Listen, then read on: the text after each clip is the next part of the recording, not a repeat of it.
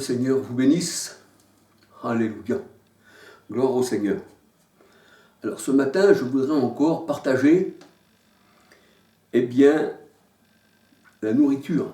Alléluia. La nourriture spirituelle. Le pain. Alléluia. Jean 6, versets 31 à 63. Il faut manger l'agneau, il faut manger le Seigneur pour vivre. Celui qui me mange vivra par moi. Jean 6, 57. Alléluia.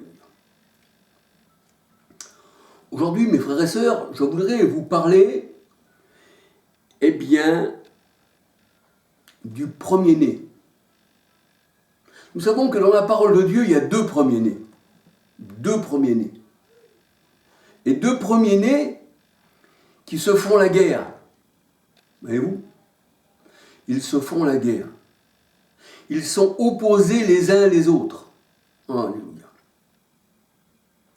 On voit que Israël, c'était le premier-né du Seigneur. Laisse partir mon premier-né, mon fils Israël, disait Moïse. Alléluia. Donc, Israël, c'était le premier-né. Alléluia. Mais quand on regarde dans la parole de Dieu,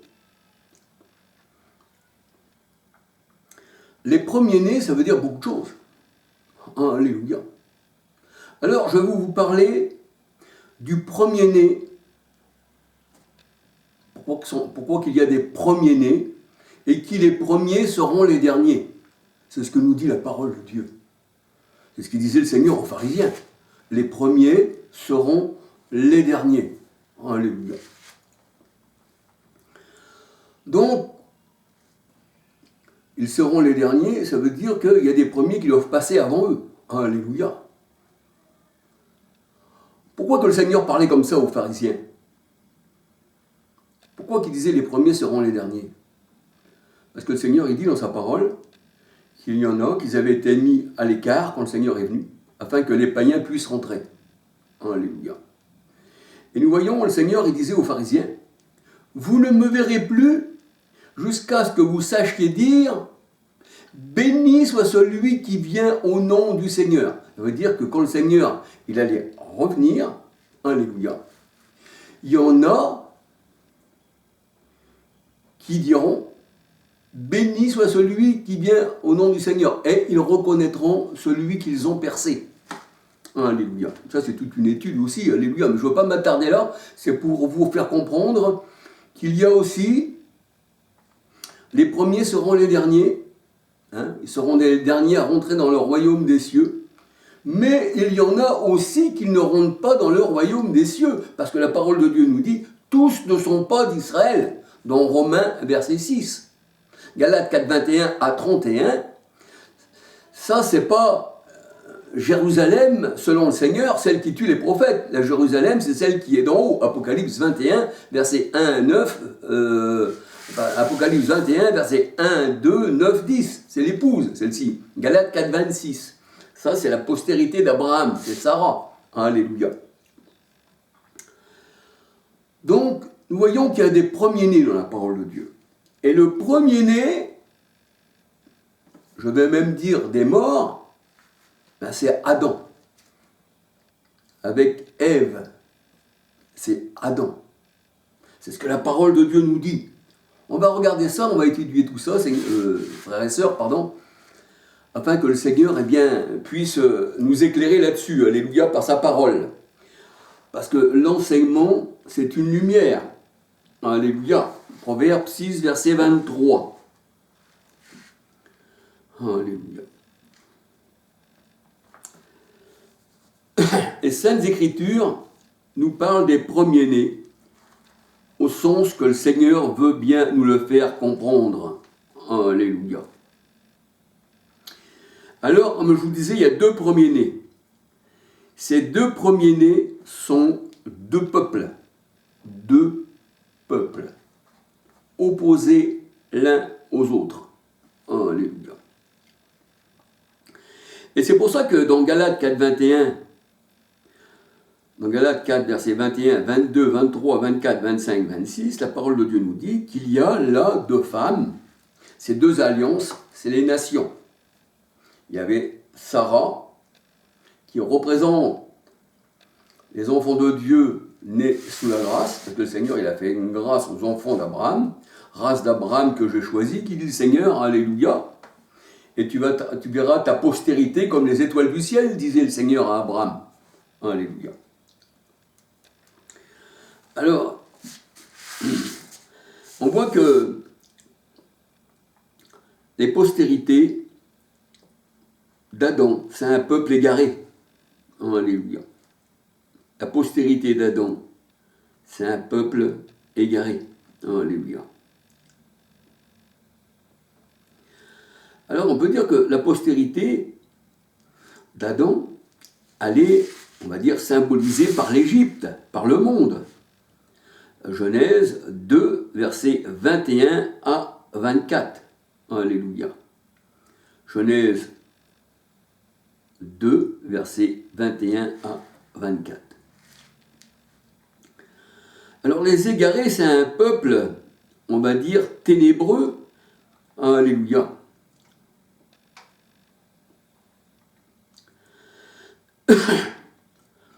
Alors, Adam, c'est vrai qu'il représente l'homme.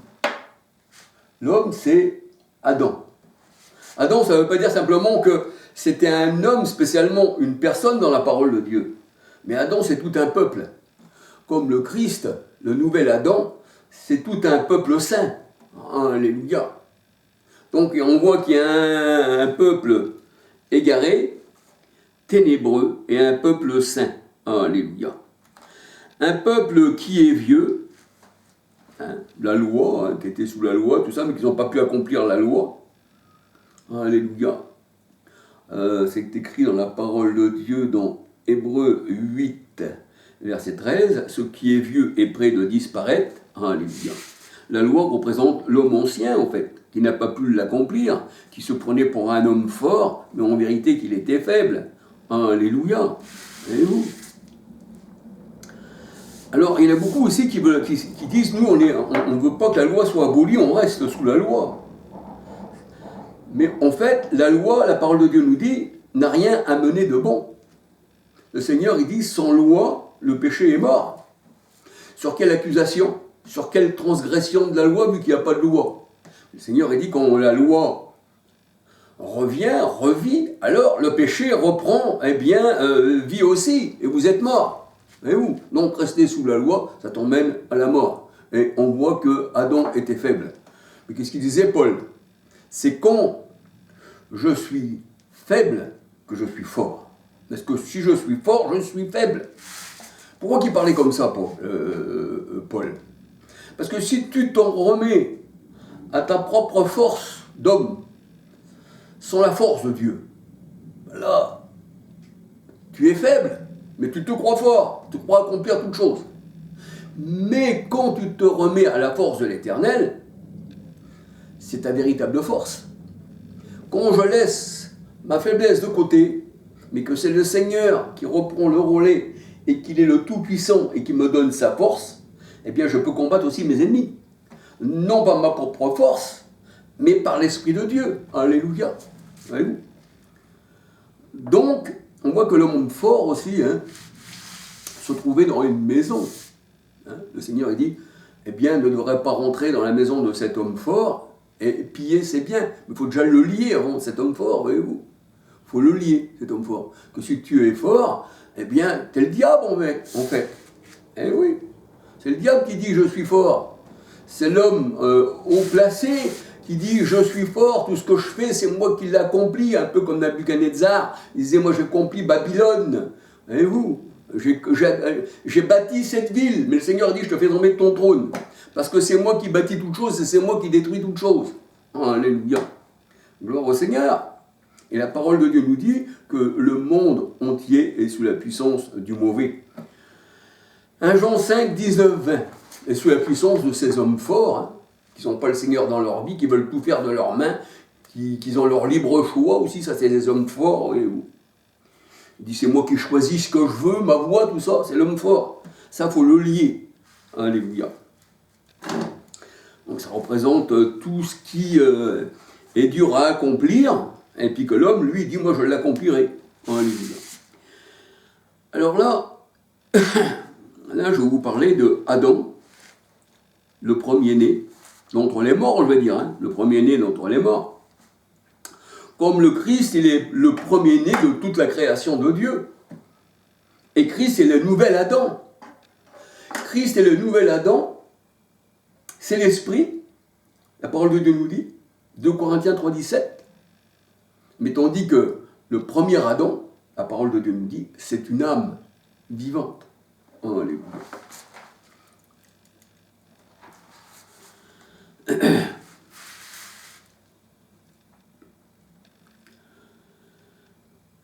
Alors le premier Adam, qui est au début de la création humaine, alléluia, eh bien, a mangé de l'arbre défendu, a mangé l'arbre du fruit défendu, Genèse 3, verset 6, Genèse 3, 15, 16 à 17. Le premier homme, Adam, est donc le premier-né. Il est une âme vivante. Il est tiré de la terre. Alléluia. Alors, étant tiré de la terre, il est terrestre. Colossiens 3, versets 1, 2, 3, 4. Il ne pense qu'aux choses de la terre. Et il est tiré de la terre. Et s'il est tiré de la terre, eh bien, il est poussière. Alléluia. Alors, la terre représente, dans la parole de Dieu, l'homme tiré de la terre, il représente la chair et le sang qui ne peuvent pas hériter du royaume des cieux. 1 Corinthiens 15, verset 50. Alléluia.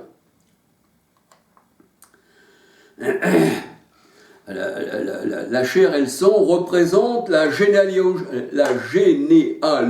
humaine. Alléluia. Voici les os de mes os. Hein? Et on voit que dans la parole de Dieu, quand le Seigneur prit d'Adam une côte et qui en fit une femme, alléluia, Adam dit, voici la chair de ma chair, les os de mes os. La femme représente, dans la parole de Dieu, la femme d'Adam, représente la chair, celle qui pêche. Le Seigneur dit, parce qu'elle a péché la première. Ça ne veut pas dire que les femmes, le Seigneur les a rejetées, parce qu'en Jésus-Christ, il n'y a plus ni homme, ni grec, ni juif, ni femme. Alléluia, nous sommes tous un en Jésus-Christ. Mais cette femme-là représentait la nature même d'Adam, sa propre chair à Adam. Alléluia. Parce que l'homme quittera son père et sa mère, il s'attachera à sa femme. Hein? Celle qui représente la chair, celle qui représente la tentation, celle qui représente aussi celle qui a été tentée par le serpent. Alléluia. Là, on voit qu'il y a le serpent, qui est là, race de serpent, race de vipère. Il y a Ève qui écoute ce serpent et qui donne du fruit à son mari. Alléluia. Bien que le Seigneur avait dit à Adam, tu ne mangeras pas de l'arbre, du fruit de l'arbre qui est dans le jardin, que si tu en manges, bien sûrement tu vas mourir. Alléluia.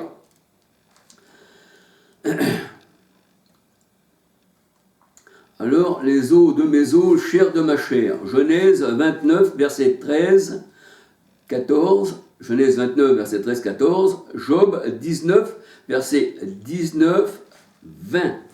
Alléluia. Alors, le son, regardez bien, le son, la chair, représente l'homme charnel. C'est pour ça qu'il est dit dans la parole de Dieu que Jésus n'est pas venu avec le son des boucs, le son des veaux, qui représentent les hommes anciens dans la parole de Dieu, mais la parole de Dieu le dit, il est venu avec son propre son. Le Christ, il est venu avec son propre son. Et nous allons voir que le son représente aussi la vie. Alléluia.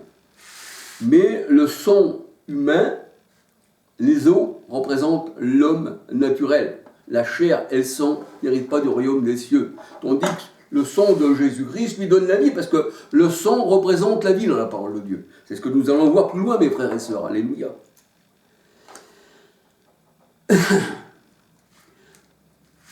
On voit que la chair et le sang, l'homme naturel, c'est la corruption.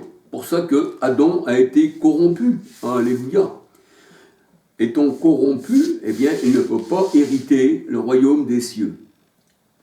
Écouter la chair et le son, c'est écouter le serpent. Alléluia. Par l'intermédiaire d'une femme, alléluia, qui représente la chair. Alléluia. 1 Corinthiens 15, verset 45. 1 Corinthiens 15, verset 45, alléluia, à 50. 1 Corinthiens 15, verset 45 à 50. Genèse 3, verset 11-12. Alors on peut dire que Adam, le premier-né de cette génération perverse, Adam, le premier homme, le premier-né de cette génération perverse, eh bien, la terre a été corrompue par cet homme, par sa désobéissance. Alléluia. Et la mort s'est répandue, la parole de Dieu nous dit, sur tous les hommes. Romains 5, 12 à 21. Romains 5, 12 à 21. Par un seul homme, la mort s'est répandue sur tous les hommes. Alléluia. Alors ici, je vous invite, mes frères et sœurs, à bien lire les versets de la parole de Dieu, lentement et attentivement, pour bien comprendre. Alléluia. Romains 5, 12 à 21. Alléluia. Alors la parole de Dieu nous dit, si nous avons porté l'image du terrestre, c'est-à-dire du premier Adam qui est terrestre, eh bien, à plus forte raison, ceux qui sont élus porteront l'image du céleste, du nouvel Adam, Christ. Alléluia. Pour que les péchés de l'ancien Adam soient effacés, les transgressions commises sous la loi ici et ça. Alléluia. Et la parole de Dieu nous dit, vu que le péché d'Adam s'est répandu sur tous les hommes, eh bien, tous les hommes sont morts. Alléluia. Alors, on va porter l'image du nouvel Adam, l'homme nouveau. 1 Corinthiens 15, verset 49. Alléluia. Alors, je vous invite aussi à voir, pour voir l'homme ancien et l'homme nouveau, 2 Corinthiens 4, verset 16, Éphésiens 3, verset 16. Il y a l'homme intérieur, le nouvel Adam, et l'homme extérieur, l'homme du dehors. Parce que le Seigneur, il considère notre chair comme l'homme extérieur. Voyez-vous? C'est pour ça que Paul dit, l'esprit est bien disposé, mais la chair est faible. La chair, là, chair de ma chair, os de mes os, là, elle, eh bien, elle veut que je fasse le mal. Voyez-vous? Alléluia. Symbolisé par Ève. Alléluia. Alors, il y a l'homme intérieur et l'homme extérieur. Et c'est pour ça que le Seigneur, il dit, vous, vous êtes du dehors, et nous, nous sommes du dedans, c'est-à-dire de l'homme intérieur. Alléluia. Alors, c'est pour ça que le Seigneur a fait une nouvelle création. 2 Corinthiens, une nouvelle création. Alléluia. 2 Corinthiens 5, versets 17, 18 et 19. Et il ne faut pas écouter l'homme extérieur. Alléluia. Parce que l'homme extérieur représente Adam qui a désobéi au Seigneur. Alléluia. Et Ève en plus. Alléluia.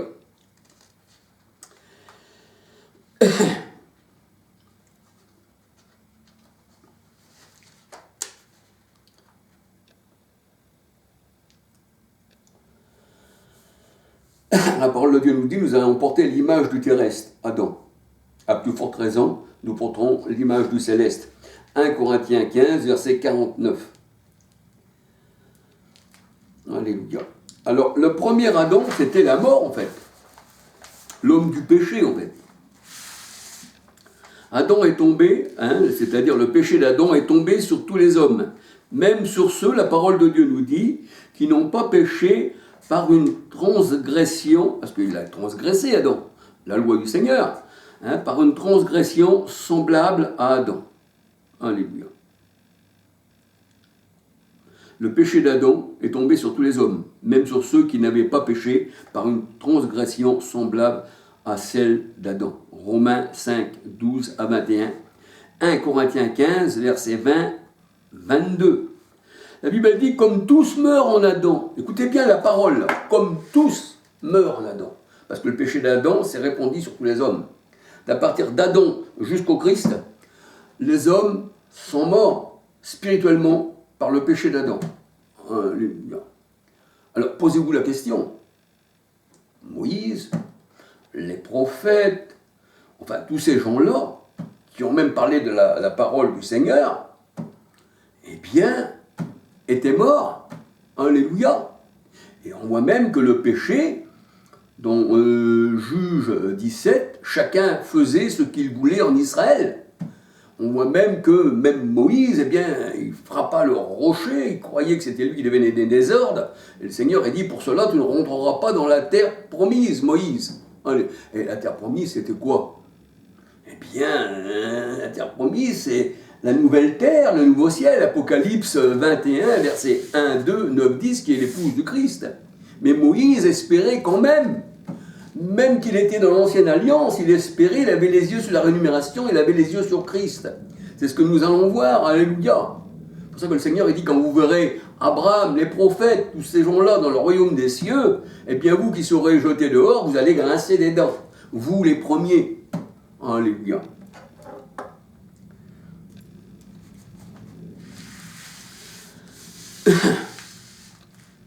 Tous meurent en Adam. Romains 5, versets 17, 18, 19. J'ai souligné 19. Alléluia. Le péché a demeuré et régné de Adam à Moïse. Romains 7, verset 14. Romains 7, verset 14. Jean 1, verset 17. Puisque le péché a demeuré sur les hommes de l'ancienne alliance, d'Adam à Moïse, alléluia. Et le péché, la parole de Dieu nous dit, avait atteint tous les hommes, alléluia, sous l'ancienne alliance. Et ceux qui ne se sont pas repentis de leur péché, de leur désobéissance aux commandements de Dieu, qu'ils avaient annulé les commandements de Dieu pour leur tradition humaine, dans Marc 7, alléluia, les pharisiens, ils étaient dans les commandements humains. Et il y en a des pharisiens qui se sont convertis parce qu'ils étaient élus, mais il y en a d'autres qui ont refusé le baptême même de Jean-Baptiste, le baptême de repentance des anciens péchés faits sous la loi. Hébreux 9, verset 15. Matthieu 3, quand vous lisez Matthieu 3, là on voit que Jean-Baptiste disait « Repentez-vous de vos péchés ». C'est un baptême de repentance. Pourquoi fuyez-vous la colère à venir? Alléluia. Donc même sous l'ancienne alliance, ceux qui avaient le péché d'Adam est resté sur eux. Alléluia. Le péché avait atteint tous les hommes sous l'ancienne alliance. Alléluia. Hébreux 9, 15. Romains 3, versets 23-25. Juge 17, versets 1 à 13. Deutéronome 12, 8, verset 9. Tous les hommes de l'ancienne alliance étaient morts spirituellement. Alléluia. Mais d'autres devaient ressusciter en Jésus-Christ dans la nouvelle alliance. Ce sont les élus, les fils d'Abraham. Abraham, mon élu que j'ai choisi.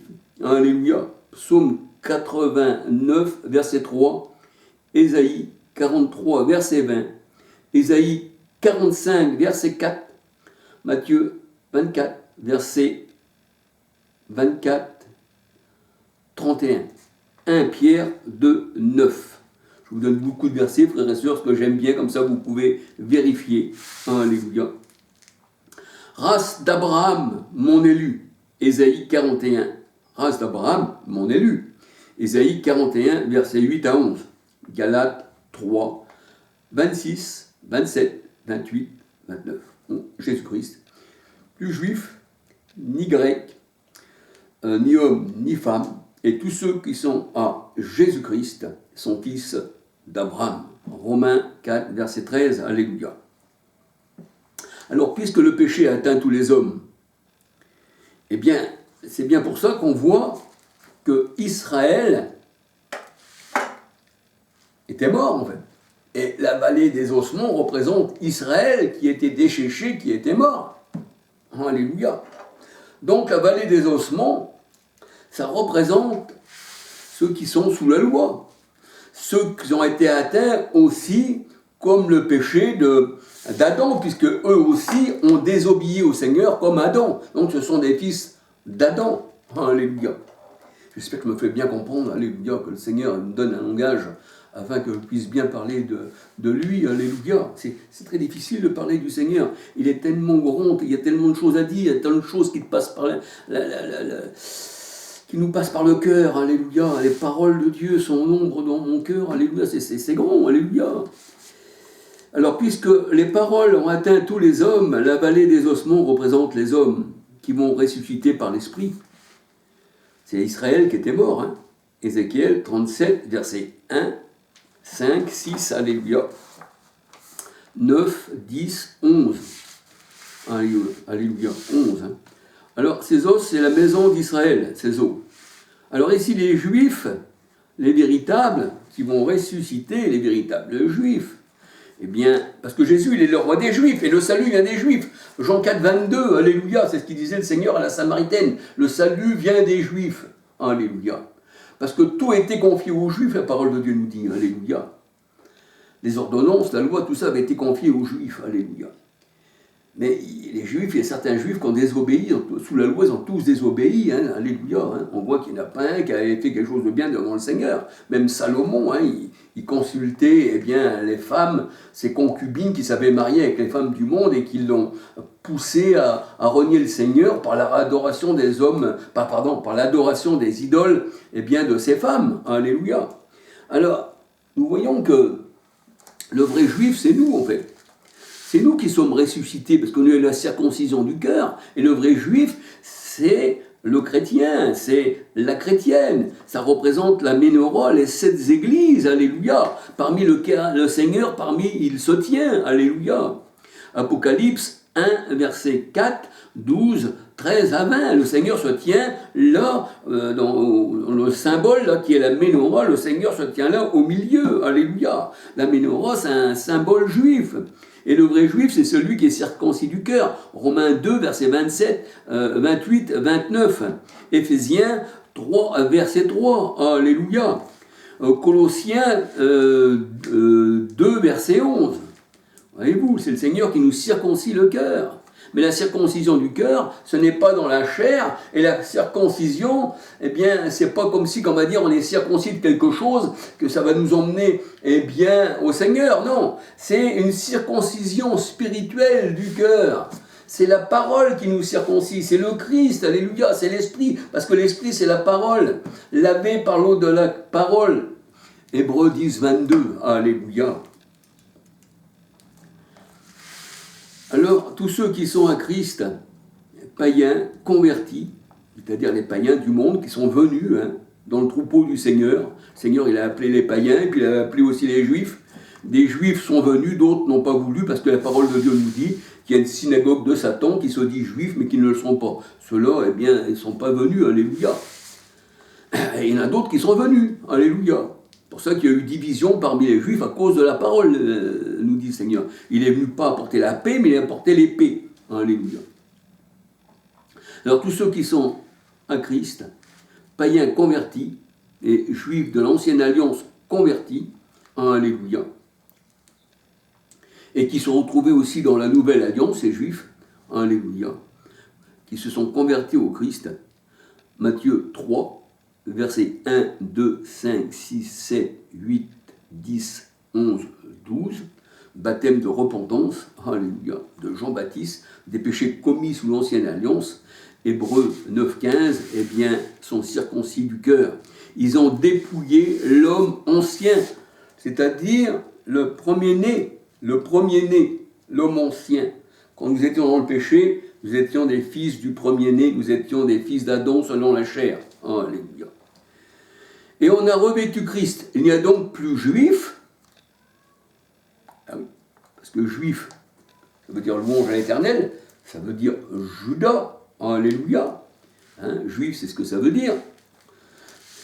Donc il n'y a plus juif, c'est-à-dire pas de nationalité, on va dire. Hein. Pas de généalogie. Hein. Non, parce qu'on n'est pas né du monde. Alléluia. Les gènes, on n'a pas de gènes en fait, hein, parce qu'on est des esprits dans le Seigneur, il y a un esprit n'a ni chair ni os. Alors, il n'y a plus ni grec, ni juif, ni grec, alléluia, ni femme.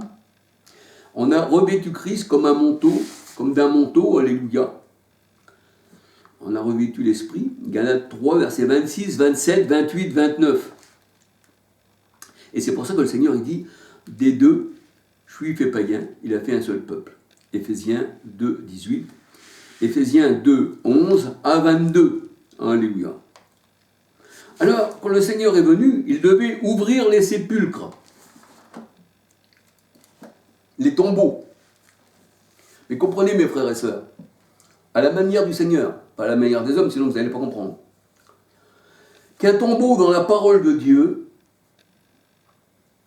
ça représente quoi? C'est quoi un tombeau? Ça représente un temple dans la parole de Dieu. Un temple.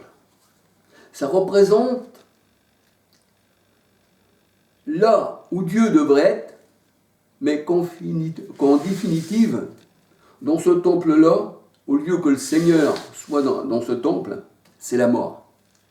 Et ce temple-là devient un tombeau. Eh oui. C'est pour ça que le Seigneur, il dit, vous avez fait de la maison de mon Père une caverne de voleurs. Et la caverne, dans la parole de Dieu, c'est là où on enterrait les morts. Comme Sarah, elle avait été enterrée dans une caverne. Alléluia. Et où? Alors, quand les tombeaux sont ouverts, quand je veux dire, parce que les tombeaux, ça représente les temples, voyez-vous, ça représente là où il n'y a pas la vérité, parce que vous savez que dans les temples, au temps du Seigneur, eh bien, le Seigneur est rentré dans le temple, il a guéri les malades. Ça veut dire que les pharisiens, ils n'auraient pu le faire, puisque le Seigneur donnait même à ses disciples de guérir les malades. Mais là, il était venu dans le temple guérir les malades. Et le Seigneur disait aux pharisiens, tombeau blanchi, votre gosier mène à la mort, vous creusez des fosses. Donc, on voit que quand tu es dans une fosse, c'est une tombe. Le fossoyeur est là. Tombeau blanchi. Vous avez un gosier qui mène à la mort. Vous mettez les gens dans la tombe. Mais j'ouvrirai vos tombes. Mais quand tu es dans une tombe, que tu te dis, enfant de Dieu, que tu es dans une religion quelconque, je ne cite pas de nom même, voyez-vous, je ne veux pas citer de nom, mais dans toutes les religions du monde, ce sont des tombeaux. Il y en a même qui construisent des bâtiments, parce qu'ils pensent que le Seigneur habite dans un bâtiment fait de main d'homme, mais Dieu ne meurt pas dans une maison faite de main d'homme, qui mettent des croix, ils mettent dessus « Jésus revient ». Et ils marquent le temple de Dieu, le temple. Le Seigneur, il dit, les tombes faits de main d'homme et faits avec des pierres brutes, parce que nous sommes des pierres spirituelles, nous sommes le temple de Dieu. C'est notre corps qui est le temple de Dieu, alléluia. Ça ne veut pas que votre corps est le temple de Dieu, et que Dieu demeure en vous. C'est pour ça que notre corps, c'est le temple. Mais quand vous voyez ces gens-là, qui mettent le temple de Dieu, je vais citer un peu le nom aussi, parce qu'il faut. J'ai vu les temples protestants que c'est écrit Maranatha, Jésus revient. Donc déjà, le Seigneur n'est pas dans son Saint-Temple. Et comme nous sommes le temple de Dieu, le Seigneur est en nous. 1 Jean 4, 13. Alléluia. 2 Corinthiens 13, versets 4, 5, 6. Alléluia. S'il n'est pas en nous, alors nous sommes morts. Et on est rejetés. Donc on ne l'attend pas, il est là. Il est en nous. Nous sommes la demeure du Dieu vivant. Nous sommes une habitation de Dieu en esprit. Alléluia. Éphésiens 2, versets 21 à 22. Alléluia. Mais alors imaginez. Alors, ça veut dire par là que les gens auraient aussi de temple, en fait, quand on comprend bien. Ben oui. Ils auraient le temple. Ils pourraient voir, là, un temple protestant fait de pierre. Hein, un temple protestant fait de pierre. Et puis aussi, leur corps serait le temple de Dieu aussi. Et pourtant, le Seigneur a dit, je n'habite pas dans des maisons faites de main d'homme. Et là, on voit qu'il y a des temples protestants. On voit aussi qu'il y a des bâtiments catholiques où ils disent c'est la maison de Dieu. Alors la vraie maison de Dieu, c'est nous. Alors ça veut dire qu'il y a 2 temples. Alors lequel choisir? Alors c'est de la folie. Bon, revenons au Seigneur, à l'Adam, au fait. Alléluia. Alors il n'y a plus juif, ni grec, ni homme ni femme, en Jésus-Christ. Voyez-vous? Puisque nous sommes des esprits dans le Seigneur. Hébreux 1, verset 7, 14. Psaume 104, verset 1, 2, 3, 4. Alléluia. Nous sommes des esprits, nous sommes des vents. Alléluia. Jean 3, verset 3 à 8. Il a fait de ses serviteurs des esprits, des flammes de feu. Il a fait de ses serviteurs des vents. Parce que le vent représente le souffle, représente l'esprit. Et le vent va où il veut. Tu n'en sais d'où il vient et d'où il va. Alléluia. Alors, c'est pour ça que le Seigneur, eh bien, il ne veut pas 36 temples, puisqu'il a détruit le temple de Jérusalem. Il ne veut pas de temple. Alléluia. Matthieu 24, versets 1, 2, 3. Le Seigneur, ces temples-là, il les appelle des cimetières, des cavernes. Vous avez fait de la maison de mon père une caverne de voleurs. Genèse 23, 19. Genèse 49, 29. Et nous voyons que la caverne, eh bien, c'est un cimetière. Alléluia. Là où Sarah aussi avait été enterrée. Alléluia. Alors, c'est vrai que pour le Seigneur, eh bien, il fallait qu'il détruise ce cimetière. Lui, il voulait des vivants, il ne voulait pas des morts. Alléluia. Matthieu 21, verset 13. Matthieu 21, verset 13. Alléluia. Et combien que je vois de bâtiments catholiques, là, eh bien, qui sont bâtis sur les cimetières. Regardez, renseignez-vous que les bâtiments mettaient simplement sur les réseaux sociaux, sur les, je ne sais pas, bâtiments catholiques, même à l'intérieur, comme à Saint-Denis, il y a des morts, il y a les rois qui sont là-dedans dans les cimetières. C'est bâti sur les cimetières. Et c'est pour ça que le Seigneur, il dit, je mettrai les morts au milieu d'eux. C'est pour ça, parce que c'est des morts, ils aiment bien les morts, donc je les mettrai au milieu d'eux. Ce que tu aimes, le Seigneur, il met à côté de toi ce que tu aimes. Il te met parmi les morts. Et d'ailleurs, les morts représentent Adam, en fait. Alléluia, l'homme ancien. Alléluia. Vous avez fait de la caverne de mon père, de la maison de mon père, une caverne de voleurs. Matthieu 21, 13, Luc 19, 46, Apocalypse 6, 15. Alléluia. Parce qu'on peut dire que dans ces cimetières, on trouve des fossoyeurs. On trouve des fossoyeurs. Alléluia. Matthieu 15, verset 14. Matthieu 23, 37. Alléluia. Jérusalem qui tue les prophètes. Donc, ce qui tue comme ça, c'est vraiment quelqu'un qui fait partie de la mort, en fait. Alléluia. Qui fait partie du premier Adam. Parce que la mort, eh bien, est venue par Adam. Et là, la mort, eh bien, elle vient par eux. Ils vous tuent. Alléluia. Alors, Jérémie 7, verset 11. Jérémie 7, verset 11. Alléluia.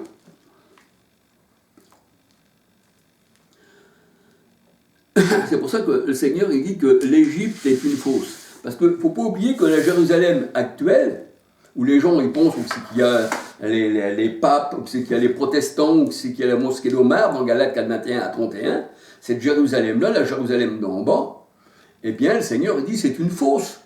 Et là nous voyons que ces gens-là sont dans la fosse, sont dans la mort, sont dans la caverne. Alléluia. Comment on peut retrouver la vie parmi les morts? Pourquoi interroges-tu les morts en faveur d'un vivant? Interroger les morts, c'est interroger la descendance d'Adam. Ils sont morts. Alléluia. Alors, il faut interroger plutôt le vivant qui est Christ. Alléluia. Tu n'interrogeras pas les esprits, tu n'interrogeras pas les morts.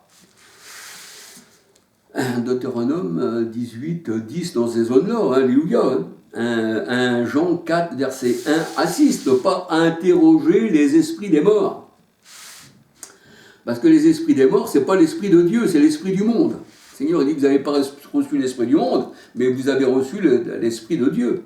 Alléluia. Alors l'Égypte, Apocalypse 11, 8, la Jérusalem actuelle est considérée comme l'Égypte dans la parole de Dieu. Alléluia. Et leur gosier est une fosse, un cimetière. Romains 3, 13. Alléluia. Galates 4, 21 à 31. Ézéchiel 32, versets 18 à 32. Alléluia. Alors, sortir des cimetières, ouvrir les tombeaux, c'est sortir des religions. J'ouvrirai vos tombeaux, Alléluia. Le Seigneur aurait pu dire, j'ouvrirai vos cavernes, parce que c'était les tombes, c'était les cavernes, c'était des sépulcres qui mènent à la mort spirituelle. Alléluia. Alors, sortir, c'est amener. Sortir, c'est, eh bien, d'une maison qui n'est pas celle là où on peut prier. Alléluia. Parce que le Seigneur a dit que sa maison devait être appelée une maison de prière. Alléluia. Ésaïe 56, verset 7-8. La sortie d'Égypte, c'est la sortie de la tombe. Vous savez que l'Égypte, on voit beaucoup aussi qui disent la vallée des rois en Égypte, c'est la vallée des tombes. Mais l'Égypte, bien ça, c'est bien Apocalypse 11.8, c'est bien le symbole. Et le symbole, vous le retrouvez sur le dollar, vous le retrouvez dans la franc-maçonnerie. Alors, le symbole de l'Égypte, c'est ça, c'est le monde. Alléluia. Vous avez sorti d'Égypte. Il y en a qui aiment bien rester en Égypte. Pour ça qu'ils voulaient retourner, ils disaient que Moïse avait sorti d'Égypte, ils disaient nous on veut retourner, on mangeait toutes les choses de la terre là-bas en Égypte, des poireaux, de l'ail, on avait tout, on avait des marmites, des grosses marmites. Vous voyez, c'est terrestre. On cherchait plutôt les fruits d'en haut, qui dit le Seigneur, mais pas ceux de la terre. Un peu comme, on va dire, Caïn qui cultivait le sol, c'était un terrestre, alléluia. Tandis qu'Abel, lui, présentait des brebis au Seigneur, ça veut dire que c'était un céleste, alléluia. La sortie d'Égypte, sortie de la tombe. Donc il faut sortir de la tombe, alléluia.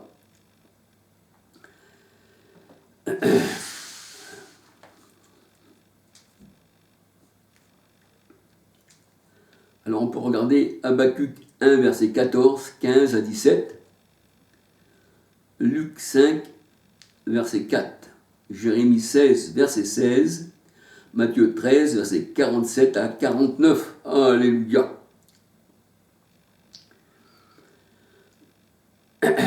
Alors, l'Égypte, alléluia, c'est le pays des tombeaux, c'est vrai. Alléluia. Ézéchiel 29, verset 3-4. Ézéchiel 32, verset 1, 3, 13. On peut dire aussi que l'Égypte, c'est le pays des grandes eaux, parce que le Seigneur, il dit que l'Égypte, c'est le pays des grandes eaux, parce qu'on voit que le Seigneur, il considère Pharaon au milieu de ses fleuves, au milieu du Nil. Et les fleuves, les eaux dans la parole de Dieu, eh bien, c'est le monde. Apocalypse 17, 1, 15. Les eaux que tu as vues, sur lesquelles la prostituée est assise, Apocalypse 1, verset 5, 15, c'est-à-dire la grande ville, eh bien, sur lesquelles elle est assise, ce sont des eaux, ce sont des tribus, ce sont des noms. Donc les eaux, c'est pour ça que le Seigneur a dit, j'étends ma main d'en haut et je vous retire des grandes eaux. Alléluia. Donc c'est pour ça qu'il a fait de ses disciples des pêcheurs d'hommes pour pêcher dans les eaux. Et c'est pour ça que la parole de Dieu, elle dit, le royaume des cieux, c'est comme un filet jeté à la mer, dans les grandes eaux. Il retire les poissons. Je vous ferai pêcheurs d'hommes. Et nous voyons que, protestants, tout ça, mettent des petits poissons derrière, voyez-vous. Mais ces poissons-là, c'est pas les poissons que le Seigneur a pêchés. Ça, c'est des poissons qui, en Égypte, le Seigneur a asséché les eaux de l'Égypte. Je vais assainir tes eaux, dit le Seigneur. Pardon, je vais dessécher tes fleuves, et les poissons dans tes fleuves vont mourir. Voyez-vous, donc ça, c'est pas véritablement les vrais poissons. Alléluia. Les vrais poissons, c'est ceux que le Seigneur a tirés avec son filet et qui sont restés dans le filet, qui n'ont pas été rejetés à la mer. Alléluia. Parce que le royaume des cieux est comme un filet jeté à la mer. La parole de Dieu nous dit. Alléluia. Alors c'est vrai que c'est le pays des tombeaux, le pays des grandes eaux.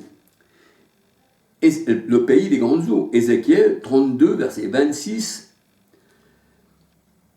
Ézéchiel 32, verset 26, 27. Alléluia. Ézéchiel 29, verset 2, 3, 4, 5, 6, 9, 10, 13, 14, 15. Les grandes eaux. Pharaon était au milieu de ces eaux, alléluia, comme un grand crocodile, un monstre. dans la mer, alléluia.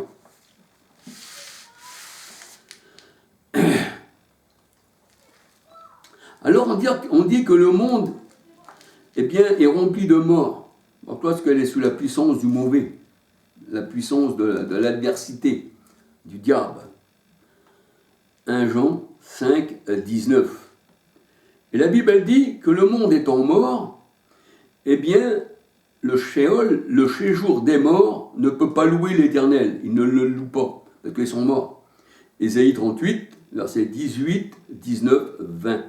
Ésaïe 38, versets 18, 19, 20. Oh, alléluia. La mort ne loue pas le Seigneur, parce qu'il n'y a que Judas qui peut louer le Seigneur, parce que le salut vient des Juifs. Oh, alléluia. Et Jésus, il est le roi des Juifs, et tous ceux qui sont à Jésus-Christ sont enfants d'Abraham. Et le Seigneur, il est sorti de la tribu de Judas, Hébreux 7, 14. Judas veut dire louange. Ça veut dire rendre grâce à Dieu. Alléluia. Donc on peut dire que seule la tribu de Judas peut louer l'Éternel. Les autres sont morts et ne peuvent pas le louer. Alléluia. Un mort ne peut pas louer l'Éternel. Alléluia. Pour louer l'Éternel, il faut qu'il ait un esprit de vie et qu'il revienne à la vie, qu'il ait une nouvelle créature. Alléluia. Alors on peut dire que le Seigneur ouvre les tombeaux et fait sortir des tombeaux ses enfants, c'est-à-dire des religions. Alléluia. Apocalypse 18,4, sortez du milieu d'eux, mon peuple, afin de ne pas participer à leurs péchés. Donc toutes ces religions que le Seigneur n'a pas bâties. La Jérusalem d'en haut, elle ne fait pas partie du monde, puisqu'elle est d'en haut. Le Seigneur a dit, vous êtes d'en bas et moi je suis d'en haut. Alléluia. Ézéchiel 37, verset 12, 13, 14. Alors on peut dire que quand le voile du temple se déchire, alléluia, Exode 26, 33, et que les rochers se fondent, ça veut dire que les sépulcres, les cavernes, les cimetières s'ouvrent, et les morts ressuscitent, alléluia. Les morts